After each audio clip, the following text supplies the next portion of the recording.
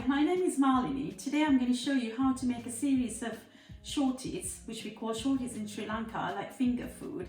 The reason why we call it shorties is because it's not a sit-down meal. It doesn't take a long time to sit and eat. And usually if you go to somebody's house in Sri Lanka, 4 p.m, let's say tea time, and you can be sure that they'll serve you these shorties. So I'm going to make 4 of them, which is one with beef, one with tuna, third one with ham and cheese, and the 4th one's going to be vegetarian. So to start with, I'm going to prepare the vegetables. Without further ado, let's start cooking. So I have to finely chop these onions, which I'm going to do in this machine. It takes nothing but just half a minute to chop all these 7 onions, but it's going to be a bit noisy.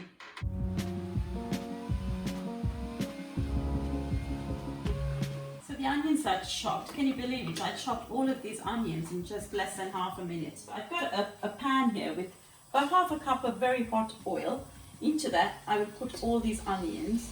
Seems like a lot, but trust me, this is what makes all the pastries really lovely and luscious. So I'm going to leave that to cook. I'm going to put some salt into it. So there's 7 large onions chopped. I shall put about a tablespoon of salt in there. It's not a lot of salt, you need it because it draws the water out and it fries the onions to a lovely golden crisp. So while the onions are frying, I'm going to turn the blade to the other side where it has a grating setting, and I'm going to grate these few carrots that I have here. You can use any vegetable you like. I'm going to use carrots and leeks today.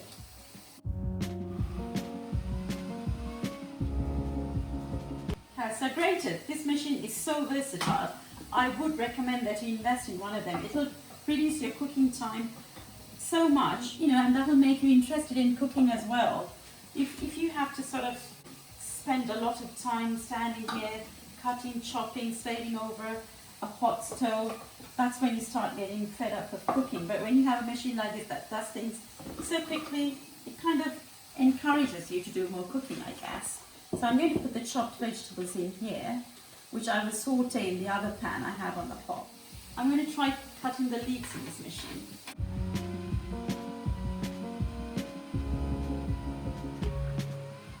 Wow, how quick was that?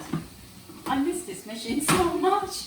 I had this machine for years, and for about 3 months since the pandemic, I broke my machine. I didn't have one for a long time, and having it back, I'm just bemused by how quickly it chops all these things.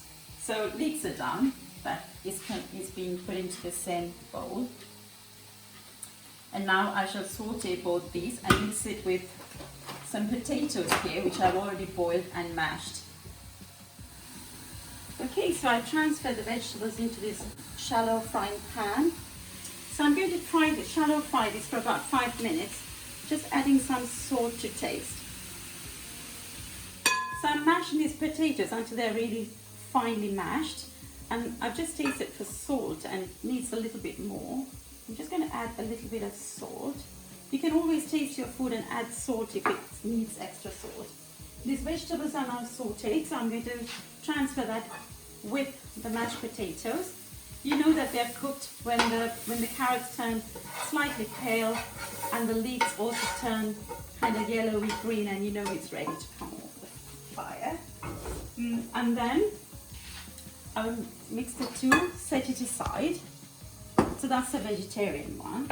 And to the same pan, I'm going to add the beef now.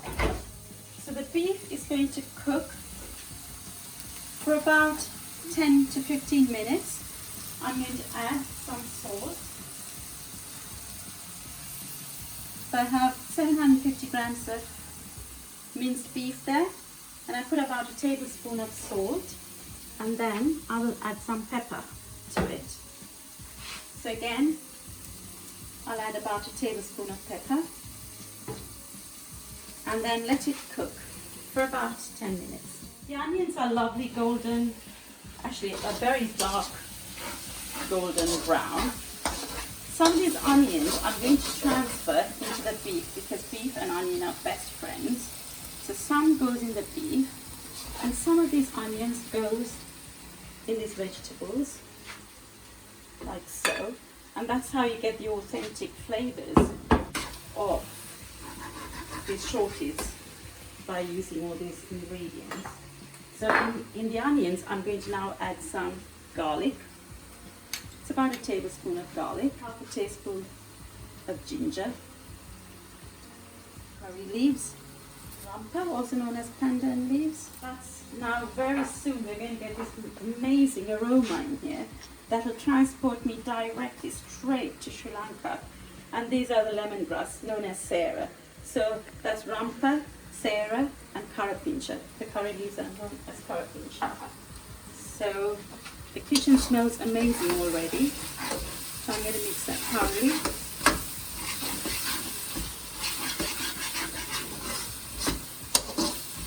And I'm going to show you what I'm going to make with these in a minute. And here you can see the beef is cooking away. That just needs a few more minutes and that can come off the flame. And the vegetables are ready. And here I have another pan into which I'm going to transfer all of the tuna fish. So the tuna fish is from these tins. They are ready cooked, as you know. And I'm going to transfer it into this. So these green chilies, before I add it to the tuna, I'm going to slightly fry it with the onions before I add it on. So here I have the onions cooking away, and on this side here I'm just going to fry this much of onions with the chilies, and once they're fried for about a minute or so, I will add that into my tuna here. So here goes the chilies. It's about a teaspoon of chili powder, and I shall mix it now. And if it still looks a bit dry, there's another trick. What you can do is put some single cream, add some single cream to it.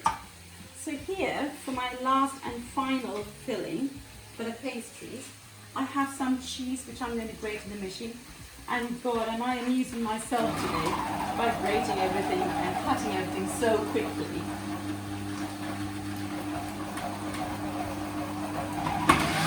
And that's done. So my grated cheese here. These are wafer thin ham. So I'm going to take them out of its packet and finely chop them.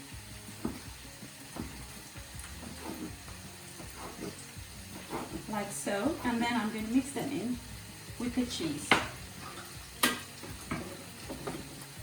So I'm combining the cheese with the ham that I've chopped together, and then that will make one of our fillings.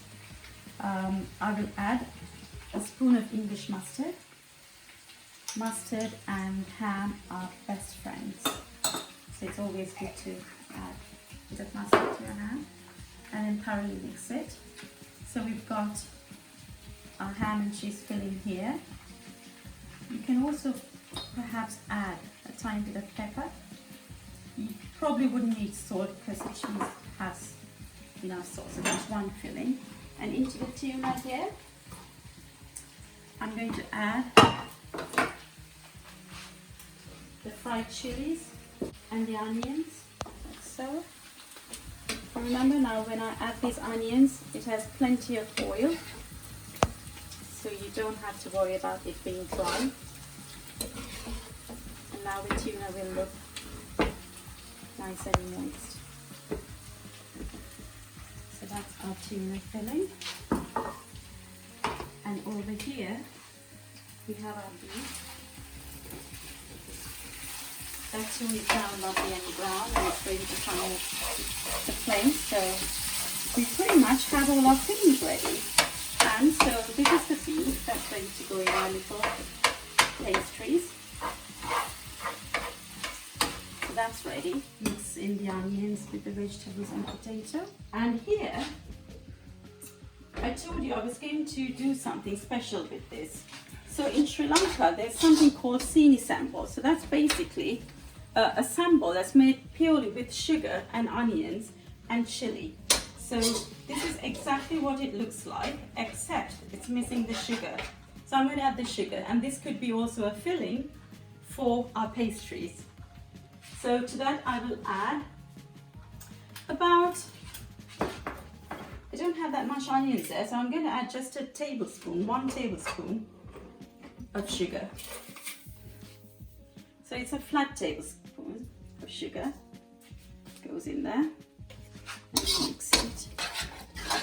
So into the sambal mixture, which is the onions, which has the curry leaves, pandan leaves, and the lemongrass, and salt and green chilies. To that, I'm going to add a few chili flakes, so maybe half a teaspoon of chili flakes. The amount of chilies you'll use is obviously what you're used to and what you'd like to. And then I have about 5 cardamom pods and about 1/4 teaspoon of cloves. The clove was powdered, so that's getting mixed in there. And then finally, I have about 1/4 teaspoon, about half a teaspoon of chili. So now our sambal is ready. So I've got some grated cheese left here, which I'm going to add to the tuna, because it's nice, it'll be like a tuna melt, but only in a puff pastry casing. And the rest of it, I'll put in the vegetables. And any leftover will go in the ham. Right, so we've got our filling all done. All this took us about 20 minutes. And now I'm going to clean the tabletop again and roll out the pastry sheets. So I've got a very clean worktop here. And if you look over here, I have 4 types of pastries. One is short crust pastry, which I have to roll out. And the second one is puff pastry, again in a block. You can buy this frozen or in a refrigerated section at the supermarket. This too has to be rolled out. And this one is also a puff pastry, but it's buttered puff pastry. And this one, if you don't feel like rolling out your own pastry, this is puff pastry too, but it's ready rolled. So all you have to do in this case is you take it out of the packet. You have to make sure that you take it out of the refrigerator and leave it at room temperature for about 20 minutes until it's workable, because if it's too cold, then it's difficult to roll it out. And at the same time, it shouldn't be too warm, because then it'll just melt and stick together and you find it very difficult to take it out of the packet. So this one's just fine. So I've just taken it out. I might ever so slightly roll this out because it's a little bit too thick for my liking. So before you put your puff pastry that comes out of a packet onto your work surface, you have to make sure that you flour the work surface and you flour your rolling pin, just so it doesn't start sticking onto it. So here we go. So I'm just going to roll it ever so slightly. So I said about sticking to your rolling pin. So see, that bit didn't get any flour. So like so. I just wanted to slightly make it thinner, so the puff pastries are not going to be too heavy. Okay, so now I've got my ice cream scoop. I might start with the fish. So basically all you have to do is take about half an ice cream scoop worth. Remember I told you these are shorties, so you don't want to make these too big. So I'm going to place them like this, about 2 centimeters gap between these fillings. So I'm just making sure that each of these little pockets are going to have the same amount of filling. I think that's fine. So you pick this one up and you place it over. You just try and make them into their own little sections. And then with the pizza cutter, you go down the middle and then down these sides. And for the edges, I'm going to use a fork to crimp the edges.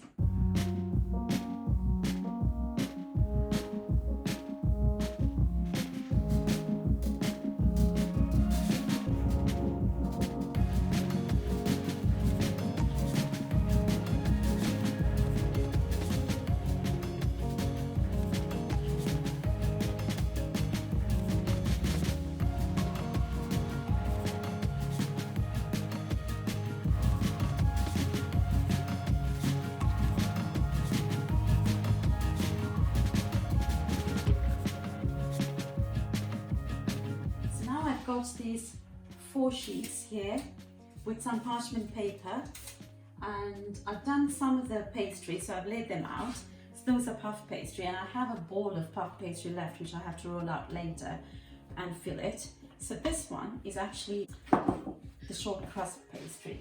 So every time you roll out your pastry, you have to make sure that you flour the table, flour the pastry, flour your rolling pin, and then you keep rolling it. I have 2 glasses here, one with water, one with egg. The water is for the edges. When you've done the filling, when you've laid your filling out, you have to seal it properly with water. And then every time you roll out, because the pastry sheet is stretching, you have to flour it again, like so, because otherwise the stretched bit won't have any flour and it tends to stick to your work surface, and then it's difficult to take it out. It's ready to receive the filling. Now I've done the tuna, I've done the ham and cheese. What I haven't done is the vegetable one, so I'm going to get my ice cream scoop and scoop out some of these vegetables. I have to leave a small gap between each bowl of vegetable filling. And if you make these pastries when your friends come round for tea, they would really love them because these are delicious. They're absolutely scrumptious. So now, once you've got your pastry fillings like that, you take the water with a brush and make sure that you go all the way down the middle and on the edges. Don't forget the edges because they will not seal otherwise. And all the way down the sides,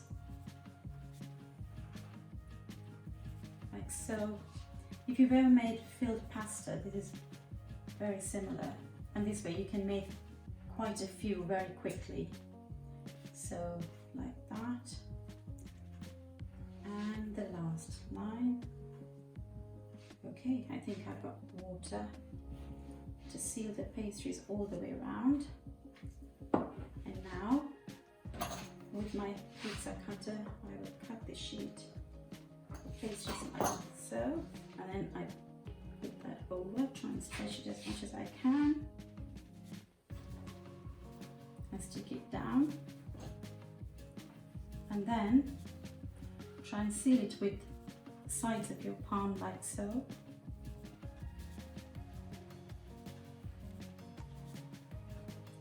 Like so, and then once you've done that, you can try and cut it straight, get a straight line down the middle, and then on the edges. You don't want extra pastry hanging out, so any extra pastry you think is not necessary, just trim that out, like so. And the good thing about the pizza cutter is that as you push it down, it tends to seal the pastry as well. So again here, I think there's too much pastry, which I will trim out. And because I'm making so many different pastries on one tray in the same oven, what I'm going to do is to differentiate it. I made some into circles, some into squares with crimple with a fork, and then these I have left it plain, and then these ones I might leave it plain, but just to differentiate it, I'm just trying to push these corners down just so it seals properly. I might actually sprinkle a few sesame seeds just so we won't get mixed up, we know which one is which. So before you do your sesame seeds, you may want to put a tiny bit of water so it sticks to the water.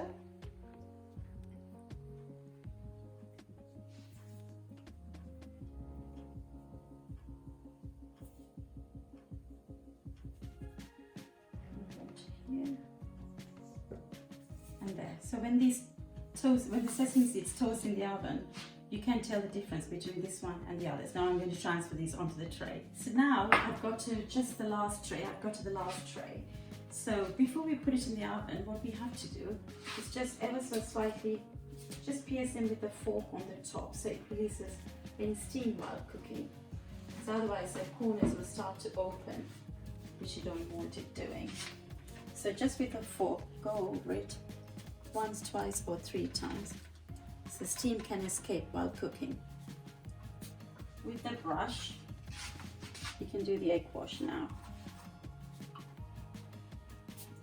I've done one and I've got about 40 to go. I'm going to mix a little bit of milk with the egg wash, only because I want to loosen the eggs.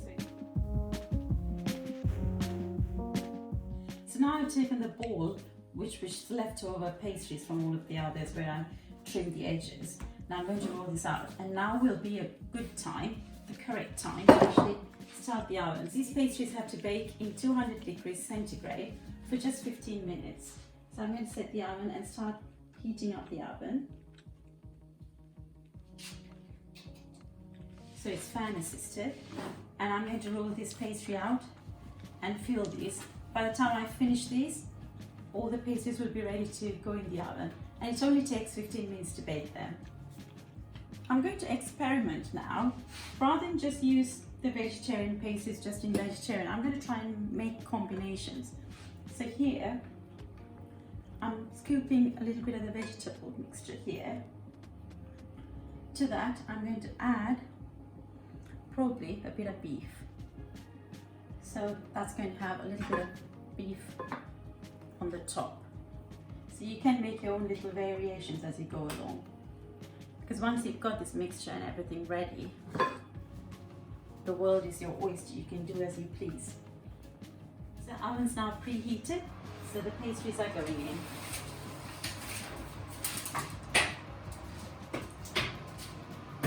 So here we are, all the pastries out of the oven just in 15 minutes.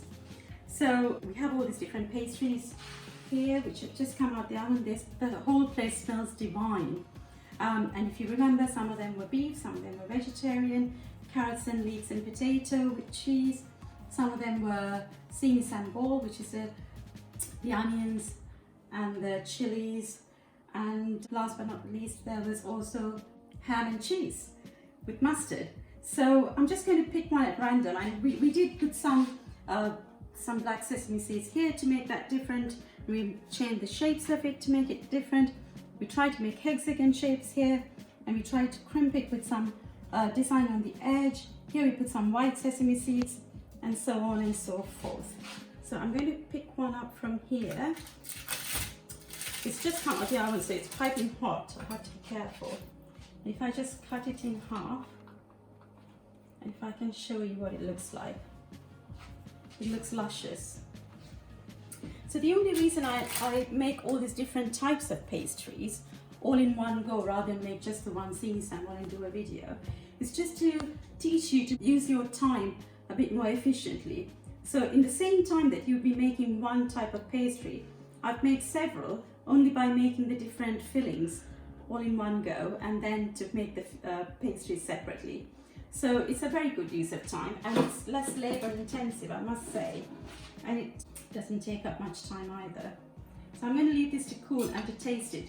So if you've taken some hints and tips from my cooking today, from my baking, I would love for you to donate to the NHS. The link is below.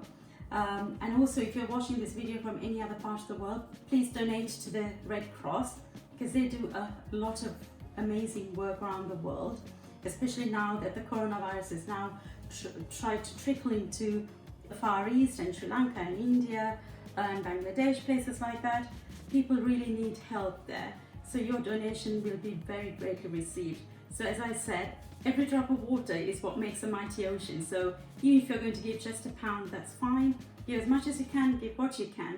And thank you for watching. Bye bye.